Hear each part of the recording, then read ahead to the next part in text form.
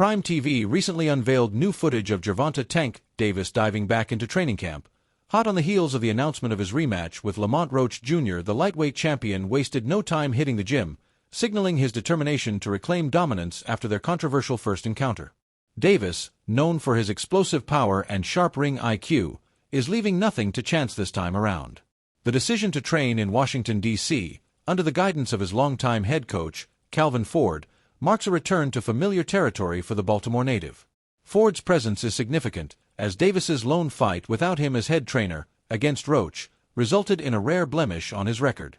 That fight, a draw on March 1, 2025, ended Davis's streak of over 30 unbeaten bouts, fueling his drive to right the ship in this rematch. Davis's choice to train in D.C. carries personal weight. "I haven't been in the coldness in a minute," he said, referring to the gritty atmosphere of the city where he spent considerable time since childhood. Though born in Baltimore, Davis considers D.C. a second home, having frequented it since he was 9 or younger. The move to train there reflects a desire to reconnect with his roots and harness the environment's raw energy to sharpen his focus. The footage captures Davis in intense sessions, emphasizing power development, a shift from his usual aversion to heavy weightlifting. Known for avoiding excessive muscle building to preserve speed, Davis's lackluster punching impact against Roach in their first fight prompted a change. The clips show him lifting weights, a departure from his norm, as he aims to pack more punch in the rematch. The training regimen is grueling and methodical.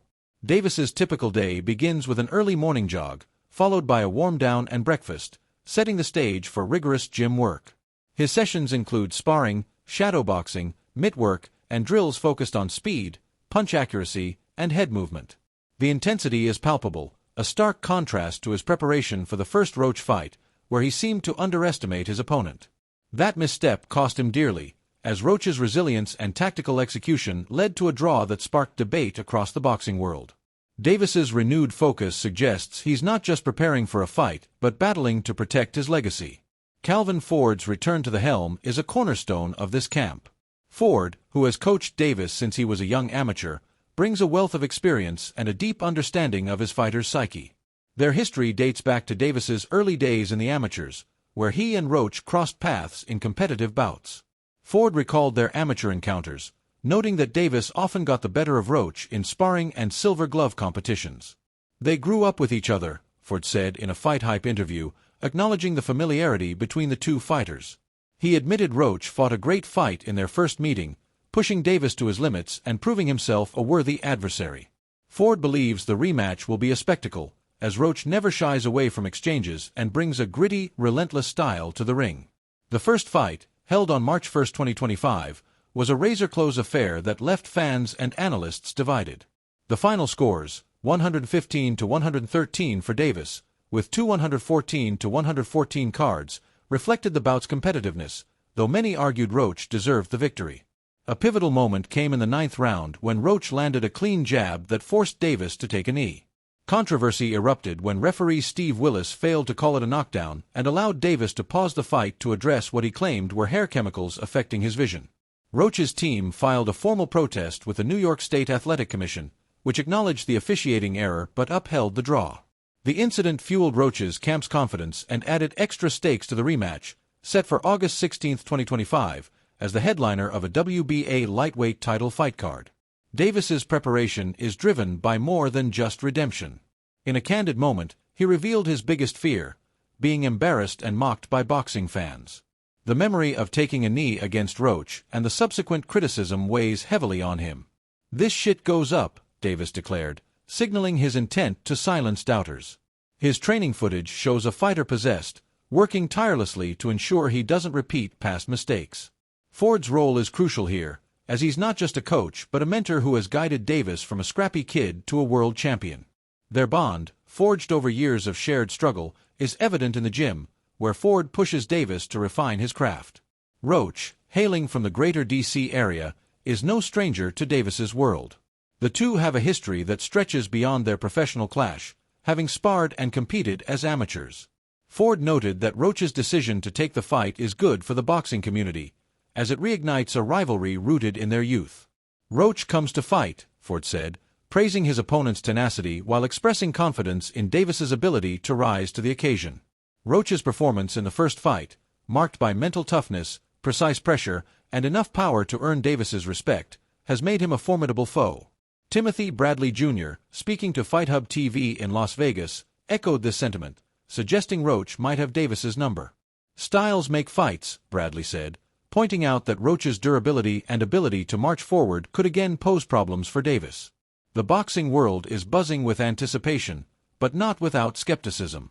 Some fans question why Davis, the WBA lightweight champion, continues to face opponents from lower weight classes, with Roach being the third such challenge. Ford dismissed the criticism, arguing that fans will always find fault, but the focus remains on delivering a great performance. Davis's recent draw has also disrupted bigger plans, including a potential exhibition bout with Jake Paul. Sources, including boxing insider Dan Rafael, revealed that talks for a Davis-Paul fight were well underway before the Roach draw derailed them. Had Davis won on March 1st, the Paul fight might have been next, but the rematch with Roach takes precedence, likely scheduled for June or July 2025. Davis's training footage also highlights his efforts to address past weaknesses, particularly his weight management. The lightweight champion has missed weight multiple times in his career, including during the Roach fight, where he skipped his grand arrival to jog and cut pounds. This time, he's already close to the 135-pound limit, according to Boxing News 24, a testament to his discipline. His workouts include body exercises, stretches, push-ups, and extensive mitt work to hone his power and precision. A brief clip shows him sparring with an unnamed partner, followed by a moment where he looks into the camera and vows to take it all out on March 1st, a nod to the date of their first fight and a promise to dominate in the rematch. The stakes are high for Davis, not just professionally but personally. Promoter Leonard Ellerby, in a conversation with Boxing News, addressed Davis's recent retirement announcement, suggesting that life changes, particularly fatherhood, have shifted his perspective. "Life is so much more than something you do for a living," Ellerby said, acknowledging the toll boxing takes on fighters' health. He emphasized the need to respect Davis's decision to potentially step away after leaving his mark on the sport. The rematch with Roach could be a pivotal moment in that journey, as Davis aims to exit on a high note with the ovation at its loudest. Bradley's analysis adds another layer to the narrative. He believes the draw, coupled with a missed opportunity for a Jake Paul fight, should light a fire under Davis. "His name is getting dragged through the mud," Bradley said, noting that some fans have begun to turn on him. A decisive win over Roach could restore Davis's standing and pave the way for bigger fights, perhaps even the Paul bout. Bradley also highlighted Roach's mental and physical toughness, which allowed him to control portions of the first fight and land shots that earned Davis's respect. "He was there battling him mentally, talking shit to him," Bradley said, underscoring Roach's ability to get under Davis's skin. Roach, for his part, remains a dangerous opponent.